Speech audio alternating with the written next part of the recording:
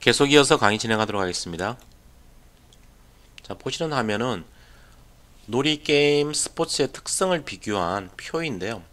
여러분들 어떻게 보면 이게 한 해 걸려서 한 번씩 꼭 나오는 그러한 문제 중에 하나가 바로 놀이와 게임과 스포츠를 비교하는 분야라고 볼 수 있습니다. 이것을 다른 관점에서 접근할 수 있지만 일목요연하게 잘 정리가 되어 있기 때문에 이러한 표를 중심으로 배우시는 게 상당히 중요합니다. 우선 이게 표를 보는 방법은 놀이와 게임과 스포츠, 즉 놀이에서 게임으로, 게임에서 스포츠로 발전해 왔는데 공통점이 무엇인지 그리고 차이점이 무엇인지를 구분해서 외우시는 게 필요합니다. 먼저 놀이와 게임과 스포츠의 공통점은 허구성이죠. 그리고 비생산성이라고 볼 수 있습니다. 즉 허구성이라는 것은 우리가 임의로 만들어 놓은 일종의 가상의 공간이라고 볼 수 있는 것이죠. 그리고 비생산성이라는 것은 일이 아니라는 것입니다. 무엇을 만들어내는, 우리가 뭐 물건을 만든다든지 혹은 식당에서 물건을 이렇게 우리가 뭐라 그러죠? 배달을 한다든지 이런 것들이 아니라는 얘기입니다. 즉 우리가 돈을 받기 위한 그런 과정은 기본적으로 아니라는 것입니다. 그것이 공통점이라고 볼 수 있고요. 놀이는 자유롭습니다. 자유성이라고 그러는데 여기 의미 자체는 딴 걸 보면 됩니다. 게임과 스포츠는 불확실성을 가지고 있죠. 이 말은 누가 이길지 모른다는 것입니다. 여러분들 게임과 스포츠가 결과가 정해져 있다 그러면 여러분들 재미가 없겠죠. 이 불확실성이라는 요소 자체가 게임의 재미를 주는 요소라고 볼 수 있습니다. 그리고 놀이를 보시면 규칙성이 상당히 임의적입니다. 여러분들 소꿉놀이 같은 경우는 참여자들이 얼마든지 바꿀 수가 있죠. 하지만 게임 같은 경우는 규칙성을 가지고 있고요. 관례화가 있습니다. 여러분들 뭐 예를 들면 고스톱을 친다든지 그런 것들은 규칙을 가지고 있죠. 지역마다 관례화되어 있죠. 조금 다른 경우들이 있죠. 그리고 스포츠 같은 경우는 규칙성이 있고 제도화되어 있습니다. 제도화되어 있다는 것은 거의 대부분의 사람들이 그대로 그 규칙을 받아들인다는 의미입니다. 뭐 뒷부분에 나오는데요.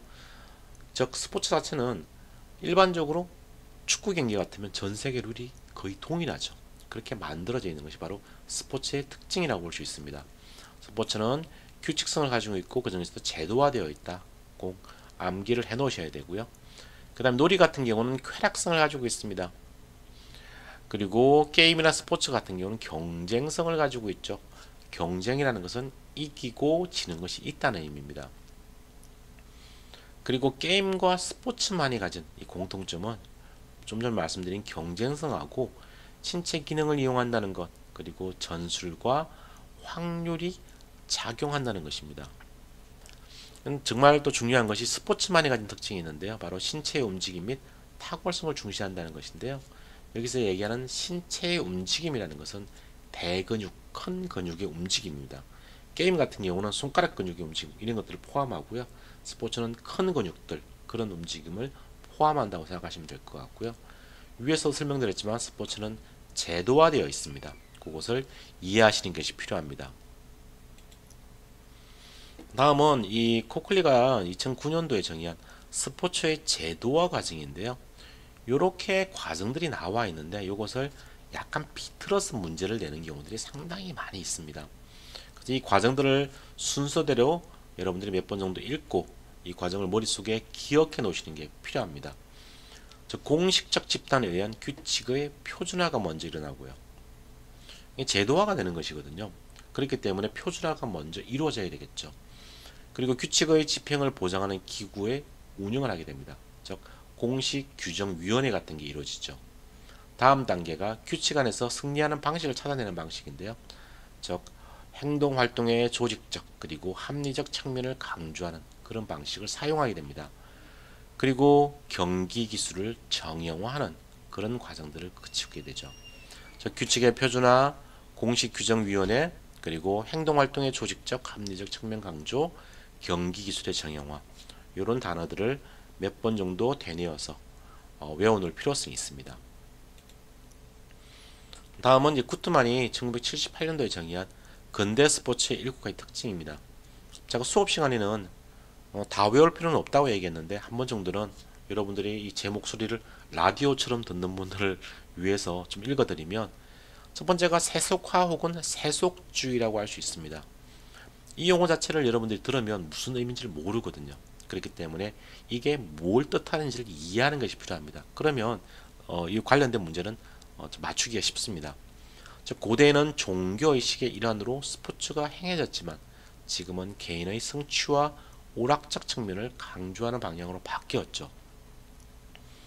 그리고 평등성이 있습니다. 스포츠 참여 기회의 평등이라고 볼 수 있고요. 다음 전문화가 있는데요. 이 용어도 좀 틀리지는 경우들이 있는데, 포로 선수 및 포지션별 전문 선수가 생겼다는 뜻입니다. 그리고 합리화가 있는데요. 규칙이 전통이나 종교적 신념이 아닌 합리적 의사결정 과정을 통해서 결정되는 것이죠. 누구한테나 결과 자체에서는 평등성이 주어진다는 것이죠. 기회가 균등하다고 볼 수 있습니다. 동일한 결과에 대해서는 동일한 평가를 받는다는 의미라고 볼 수 있죠. 다음 관료화가 있습니다. 이 관료화가 좀 부정적으로 받아들여질 수 있는데, 여기서 사용하는 것은 스포츠 관리 체계가 고도로 체계화된다는 것이죠. 원래 관료화라는 것은 상하 관계가 존재하는 것이거든요. 매뉴얼은 가장 큰 하나의 합쳐진 존재가 있다 그러면 세분화되어서 가지체계해서 나가는 것을 관료화라고 얘기합니다. 그런 식으로 스포츠 관리 체계가 고도로 체계화되는 것을 의미합니다. 이 고도록이 아니고 고도로죠. 다음으로 수량화가 있습니다. 점수, 시간, 거리 등의 표준화와 수량화를 의미하고요. 그리고 기록을 추구합니다. 상대 선수를 이기는 것, 그리고 다른 선수의 기록을 넘어서는 것, 이런 것들을 기록 추구라고 얘기하고요. 이런 것들도 세속화라든지 전문화, 관료화, 조금 헷갈리기 쉬운 용어들 위주로 조금 암기를 해 놓으시고요. 몇 번 정도 읽어보시는 게 좋습니다. 다음은 스포츠의 사회적 순기능입니다. 다음 페이지 보시면 역기능이 나오는데요. 사실은 이 순기능과 역기능은 제가 수업 시간에 읽어드리지도 않았습니다. 굳이 이것을 다 여러분들 읽지 않아도 머릿속에서 쭉 어떤 개념인지만 좀 이해하고 넘어가셔도 되는 부분인데, 한두 번 정도 읽어보시는 게 좋겠죠. 먼저 사회성 함양이 있는데요. 스포츠 참여를 통해서 바람직한 인격 형성, 자기 수양, 경쟁적 생활 준비, 도덕적 발달, 그리고 훌륭한 시민정신 함양 등이 가능하게 되는 것이죠. 그리고 사회화의 장으로서 여러 가지 사회적 경험을 쌓게 해서 긍정적 정서 형성에도 기여한다는 것이죠. 다음은 사회화 기능입니다. 이건 사회 통합 기능이라고 바꾸어 쓸 수도 있습니다. 어떤 교재에서는 사회화 기능과 사회 통합 기능을 분리해 놓은 경우도 있고요. 지금 여러분들이 사용하시는 이 교재에서는 합쳐놨습니다. 격리된 개인을 결집력 있는 집단 속으로 통합하는 것이고요. 그리고 개인 간의 유대성과 통일성을 유지하고, 그리고 구성원의 분열을 방지하고 사회 체계의 효과적 기능에 도움을 주는 것, 이런 것들을 포함하고, 그리고 구성원을 통제하는 요소를 포함하고 있습니다. 다음은 사회 정화 기능이 있는데요. 정서적 동화 기능이죠. 이 용어를 가끔 헷갈리는 분들이 계신데요. 스포츠 참여를 통해서 스트레스 및 잉여 에너지를 분출하는 것이죠. 인간은 기본적으로 본능적으로 폭력성이라든지 혹은 자신의 에너지가 남아 돌아서 그걸 어떻게 주체를 못하는 경우도 있습니다. 그게 성적 욕구가 될 수 있는 것이고요. 특히 청소년들이나 이런 경우는 그렇죠. 이런 것들을 건전한 방향으로, 긍정적인 방향으로 풀어내는 것, 그것이 바로 사회 정화라고 볼 수 있는 것이죠. 즉 인간의 폭력성을 안전한 형태로 분출하게 함으로써 정서의 정화 효과를 유발시키는 것이 바로 사회 정화 기능이라고 볼 수 있습니다. 다음은 사회적 역기능인데요. 여러분들 다 알만한 내용들인데 여기 나와 있는 용어들이 나오면 이것들은 사회적 역기능이다, 이렇게 이해하시는 게 필요합니다. 첫 번째가 대중통제 기능이 있습니다. 스포츠를 지배계급의 헤게모니 강화 수단으로 활용하는 경우도 있죠. 헤게모니 이런 용어 나오면 또 헷갈려 하시는데요. 이건 돈과 권력이라고 생각하시면 될 것 같습니다. 지배계급은 돈과 권력을 가지고 있죠. 그것을 강화하는 수단으로 스포츠를 이용한다는 것입니다. 그리고 지배계급에 의해 형성된 가치관과 사회규범을 내면화하는 방식이 사용되고요.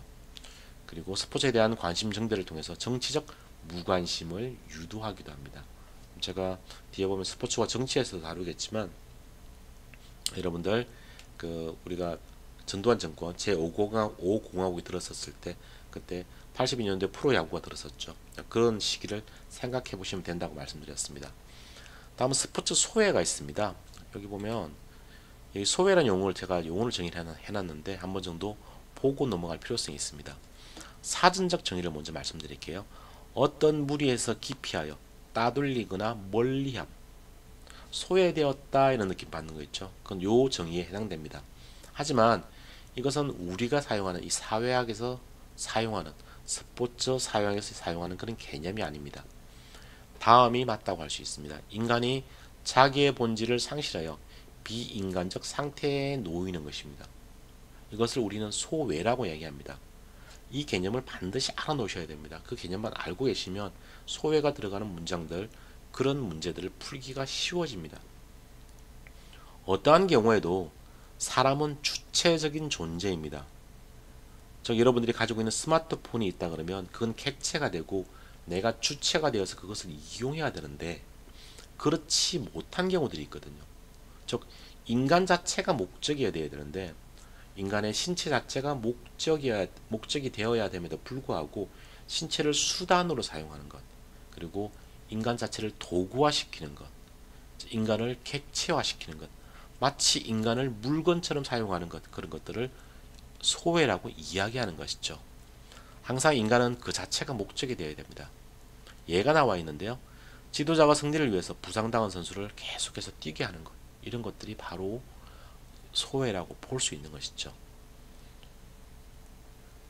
스포츠 소외를 다시 한번 살펴보면요. 모든 자본주의적 생산 범주가 스포츠 관행에서 재현되는 것이라고 얘기할 수 있습니다. 말 그대로 자본주의가 무엇입니까? 돈을 버는 그런 어떤 사상을 의미하죠. 돈이 중심이 되는 것이죠. 그것이 바로 스포츠 관행에서도 다시 반복되는 것이죠. 항상 인간이 중심에 있지 못하는 겁니다. 그리고 승리지상주의적 성취지향, 그리고 끊임없는 기록 추구, 상업화, 다 돈하고 관련되어 있습니다. 그리고 승리를 위한 신체의 객체화, 도구화가 발생되게 되죠.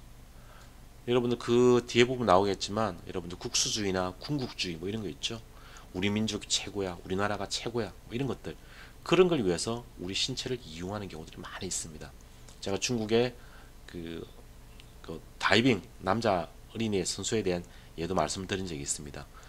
나이가 열 몇 살이 됐음에도 불구하고 대화가 잘 되지 않는, 아주 어릴 때부터 운동만 시켰다는 얘기죠. 뭐 그런 것들을 들 수도 있습니다. 다음은 스포츠 상업주의인데요. 근본적으로는 스포츠 소외나 스포츠 상업주의는 그 맥을 같이 한다고 볼 수 있습니다. 지나친 상업주의로 인해서 스포츠의 본질적 논리적 성격이 퇴화했다는 것이죠. 그리고 재정적 이익이나 선전의 매체로 이용돼서 자본주의의 팽창에 일조하는 것이고요. 그리고 물질적 가치의 숭배, 승리지상주의 확산 등으로 과도한 경쟁을 유발하는 것들이 바로 스포츠 상업주의라고 볼 수 있습니다. 다음으로 국수주의와 군국주의의 팽창인데요. 국제 스포츠에서의 경쟁을 통해서 국수주의적 고립정책 및 군국주의적 성향을 유발하는 경우들이 많이 있죠. 그리고 스포츠를 타국에 대한 자국의 위세과시 및 선전의 도구로서 활용하는 경우들이 상당히 많이 있습니다. 이건 거의 대부분의 나라들이 그렇죠. 최근에 여러분들 일본 도쿄에서 올림픽이 있었는데 이런 방식으로 많이 활용이 됐었습니다. 소외란 부분들은 제가 설명을 드렸는데 반드시 알아놓으셔야 될 그런 개념이라고 볼 수 있고요. 다음은 이제 사회 이론, 그것들을 스포츠와 결합한 내용들인데요. 실제적으로 이것이 어떤 개념을 담고 있는지 그 개념만 명확히 하고 넘어가시고요. 여러분들은 좀 제가 선발해 드렸던 이 대한미디어의 책을 보시든지 아니면 교재의 내용들을 좀 반복해서 보시는 게 필요합니다. 구조기능주의는 여기 나와 있는 것처럼 밑에 이제 색깔 칠해진 부분만 설명을 드리면, 사회를 이루고 있는 여러 가지 구조체들은 각기 사회적인 책임과 기능이 있으며 그 기능들이 제대로 잘 이루어져야 건전한 사회가 된다는 이론이라고 볼 수 있습니다. 이것은 거시적 관점이라고 제가 앞에서 설명을 드렸죠. 사회현상 원인을 중시하는 미시적 관점, 상징적 상호작용 이론이 거기 포함된다 그랬죠. 이것은 그 대신에 이 구조기능주의는 그 반대로 거시적 관점이라고 말씀드렸습니다. 갈등론도 마찬가지고요. 즉 이건 이런 부분도 시험에 나오기도 합니다. 사회 변동을 설명하기에는 부적합하죠. 다음 그림을 보시면 이렇게 되어 있거든요. 마치 우리의 몸이 간, 쓸개, 작은 창자, 뇌, 위 이런 것처럼 딱 이렇게 고정되어 있는 것처럼 보이죠. 아니면 사회가 정치, 경제, 종교, 스포츠처럼 이렇게 딱딱딱 고정돼 맞물려 돌아가는 이런 구조처럼 보인다는 것이죠. 이 그림에서 여러분 보셔야 될 건 개인이 없다는 것입니다. 개인은 중요한 내용이 아니라는 것입니다. 다시 앞으로 넘어가면 사회 변동을 설명하기가 부적합하고요. 왜 사회 변동이 일어나는지를 설명하기가 부적합하다는 것이죠. 다양한 가치가 존재하는 스포츠를 과도하게 단순화시키고 스포츠의 긍정적인 측면만을 강조한다는 한계점을 가지고 있으며 구조를 지나치게 강조하여 개인의 가치, 역량 등을 간과하는 그런 측면이 존재하는 것이 바로 구조기능주의라고 할 수 있습니다. 항상 키워드는 의존이라든지 안정이라든지 역할, 존속, 유지 이런 용어들이 바로 구조기능주의의 키워드라고 할 수 있습니다. 다음은 이 구조기능주의의 네 가지 체계 요구라는 게 나와 있는데요. 최근에는 이와 관련된 문제들이 나오긴 하기 때문에 여러분들은 자세한 내용은 교재를 참고하시는 게 좋을 것 같고요. 가만히 읽어보면 내용들이 그렇게 어려운 내용들은 아닙니다. 첫 번째 보시면 체제 유지 및 긴장 처리입니다. 즉 스포츠 참가는 성취 의욕의 고취와 공격 본능의 어떤 뭐라 할까요? 공개적 해소를 통해서 사회 질서 유지에 기여한다는 것입니다. 여기 보면 핵심 단어가 긴장 처리라고 할 수 있습니다. 인간의 본능이 있죠. 그 본능을 해소시키면 사회 질서가 유지가 되겠죠. 그걸 통해서 체제가 유지된다는 그런 내용입니다. 그리고 다음은 통합이 있습니다. 스포츠 참가는 공동체 의식의 강화를 통해서 사회 통합에 기여한다는 것이고요. 다음 목표 달성이 있습니다. 스포츠는 합법적인 수단을 통해서 승리라는 목표를 달성하도록 도와준다는 것이고요. 다음은 적응이 있는데요. 스포츠 참가는 체력, 정신력, 극기심 등을 배양함으로써 자연적, 사회적 환경의 도전을 극복하도록 한다는 것입니다. 요 내용들을 몇 번 정도 읽어보시면 좋을 것 같습니다. 다음은 갈등 이론입니다. 갈등 이론은 여러분들 말 그대로 갈등이 왜 일어납니까? 왜 싸우게 될까요? 그 근본적인 의문을 담고 있는 내용이라고 볼 수 있습니다. 바로 우리가 사용할 수 있는 자원이 희소하기 때문에 그것을 두고 경쟁하기 때문에 생겨난다는 것이죠. 즉 이 사회라는 것이 어떤 희소 자원을 두고 경쟁하는 사람들의 집합체로 규정될 수 있다는 것입니다. 즉 사회 안에는 항상 갈등이 있고 서로 상반된 이해에 관심이 있는 개인 또는 집단 사이의 투쟁에 의해서 어느 한 집단이 다른 집단을 폭속시키는 관계에 의해서 사회 질서가 성립된다는 이론이죠. 여기 보면 갈등 이론에서의 스포츠의 역할인데요. 이런 것들은 실제적 구체적인 내용들을 그동안에 시험 문제에 거의 등장을 안 했기 때문에 나올 수 있는 내용이라고 볼 수 있습니다. 여기 보면 스포츠는 신체 소외를 조장하죠. 그리고 스포츠는 지배 집단이 의도하는 목적들이 이용된다는 것이고요. 그리고 스포츠에 관심을 집중시켜서 정치, 경제, 사회적인 문제에 무관심을 조장하고요. 상업주의, 군국주의, 성차별, 인종차별 등을 조장하죠. 어디서 많이 보던 내용이라는 생각 안 듭니까? 바로 스포츠의 사회적 역기능과 거의 동일하죠. 즉 스포츠와 사회의 관계를 설명할 때 경제적인 요인 이외의 모든 것을 배제하고 자본주의 사회에서 권력을 가진 사람들이 스포츠를 통제하는 것을 지나치게 강조하며 아무리 자본주의 사회라고 하더라도 스포츠에 참가하면 개인적으로 창조적으로 표현할 수 있고 자기 유능감과 해방감을 맛볼 수 있다는 것을 강구하고 있다는 그런 비판이 따르는 것이 바로 갈등 이론이라고 볼 수 있습니다. 자기 유능감은 스스로 내가 능력이 있다고 느끼는 그런 정도라고 생각하시면 될 것 같고요. 스포츠 심리학에서 또 다루는 분야입니다.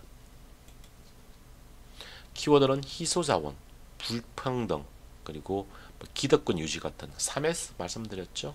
스포츠를 이용한다든지 스크린, 영화를 이용한다든지 섹스, 성적인 부분을 이용하는 것, 그런 것들 3S라고 얘기하는데요. 여기에 갈등 이론에 포함될 수 있는 내용들이 그러한 부분이라고 할 수 있습니다. 다음은 상징적 상호작용론과 스포츠가 있습니다. 이것도 앞에서 설명을 드렸었죠. 상징적 상호작용론은 거시적 관점이다, 미시적 관점이다. 기억이 나셔야 됩니다. 이것은 미시적 관점이라고 말씀드렸죠. 원인 같은 것들을 관심을 가지는 것들은 미시적 관점이라고 설명을 드렸습니다. 개인들이 자신들 나름대로의 방식으로 주어진 상황을 정의하며 이에 따라 행동하고 있음을 강조하고 있습니다. 개인이 보이죠. 즉 앞에는 개인이 보이지 않았는데 즉 기능주의 이론이나 어떤 갈등 이론에서는 개인이 안 보이는데 상징적 상호작용론은 개인이 등장하기 시작합니다. 개인이 사회에 영향을 주고 또한 사회도 개인이 영향을 준다는 그러한 이론이라고 볼 수 있습니다. 그렇기 때문에 상호작용론이 되는 것이죠. 즉 사회 문화 현상에 대한 미시적 관점으로서 개인의 능동적인 사고 과정과 행위의 선택 그리고 타자와의 의사소통 과정을 주목하는 것이 바로 상징적 상호작용론이라고 볼 수 있습니다. 즉 구체적인 일상생활에서 사람들이 서로 의미를 교환하고 상황을 정의하는 과정을 봄으로써 인간의 능동적인 사고와 행위의 측면을 설명해 주기도 하지만 이 관점은 능동적인 사고와 행위 이전에 사람들에게 주어진 일상적 상황을 생성시키는 거시적 구조와 과정을 보지 못하는 한계가 있다는 것이죠. 별로 어려운 내용 아닙니다. 문장은 되게 긴 것 같지만 상징적 상호작용론은 미시적 관점이고요. 원인에 대한 부분들이 많이 있고 개인과 사회가 서로 영향을 주고받지만 거시적 관점이 아니기 때문에 어떤 거시적인 구조를 보지 못한다. 그런 내용이라고 볼 수 있습니다. 다음은 비판이론과 스포츠입니다. 비판이론도 우리 교재에서 한 서너 가지로 이렇게 요약해서 나와 있는데요. 여기에 보면 자본주의 사회의 문화와 이데올로기를 비판적으로 검토하고 비합리적인 이데올로기에 의해 왜곡된 사회 구조와 인간 정신의 해방을 학문의 기본적인 목적으로 하는 이론이라고 볼 수 있습니다. 즉 왜곡된 사회 구조와 인간 정신의 해방이라는 이 키워드를 기억하시는 게 중요합니다. 비판 이론의 핵심 개념들이 있는데요. 단일 이론이 아닙니다. 즉 복수 이론입니다. 이론과 실제의 결합을 강조하면서도 이론 그 자체에 어떤 지대한 관심을 가진 그러한 이론이라고 볼 수 있고요. 인간 사회를 연구하는 데 있어 과학적 접근을 하는 것은 진리 추구를 저해한다고 기본적으로 전제를 하고 있습니다. 이것도 한두 번 정도 읽어보시는 게 필요하겠죠. 그리고 사회적 삶의 조건들에 대해서 대중들을 계몽하는 데 관심이 있습니다. 계몽이라는 용어가 등장하죠. 그리고 권력과 권위, 자유의 본질과 한계에 관해서 탐구하고요. 그리고 도구적 합리성에 대하여 부정적인 입장을 가지고 있습니다. 즉 최근 비판 이론이 스포츠 사회학에서 구조 기능주의 이론과 갈등 이론에 대한 대안적이고 비판적인 패러다임으로 이용되고 있습니다. 이런 문장들이 나오고 이것이 설명하는 이론은 무엇인가 이렇게 하면 비판 이론이라고 설명을 하시면 될 것 같습니다. 교재에 나와 있는 걸 보면요. 비판 이론을 이렇게 설명하고 있습니다. 사회를 각자의 이익을 위해 타인과 끊임없이 경쟁하는 장으로 규정하고 있습니다. 앞에 갈등 이론과 좀 비슷하죠. 그리고 사회 질서는 이념과 권력 투쟁을 통해서 조정되는 것으로 보고 있습니다. 상당히 비슷하죠. 그리고 사회 현상의 이면에 있는 가치 판단 혹은 도덕적인 충동을 강조한다고 볼 수 있습니다.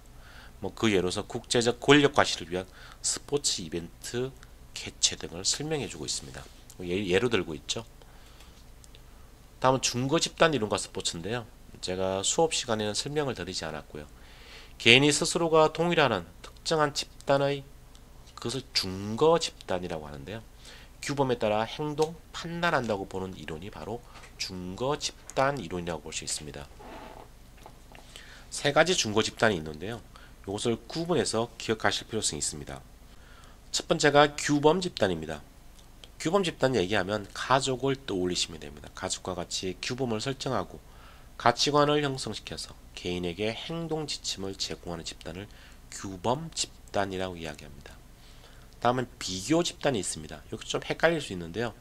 특정 역할 수행의 기능적인 의미를 제시하는 집단으로서 역할 모형을 의미한다고 볼 수 있습니다. 여러분들은 사실 무엇을 할 때 여러분들한테 모범이 되는 사람들이 있죠. 규범이 아닙니다. 모범이 되는 사람들이 있죠. 저 사람 내가 따르고 싶다. 그런 사람들이 역할 모형이라고 볼 수 있는데요. 그런 것들을 이야기한다고 할 수 있습니다. 다음은 청중 집단이 있죠. 청중이 뭡니까? 이렇게 같이 행동하면서 그냥 듣고만 있는 걸 얘기하죠. 특별한 주목은 받진 않지만 그들의 가치와 태도에 부합하도록 행동하려는 집단으로 친구가 대표적인 집단이라고 할 수 있습니다.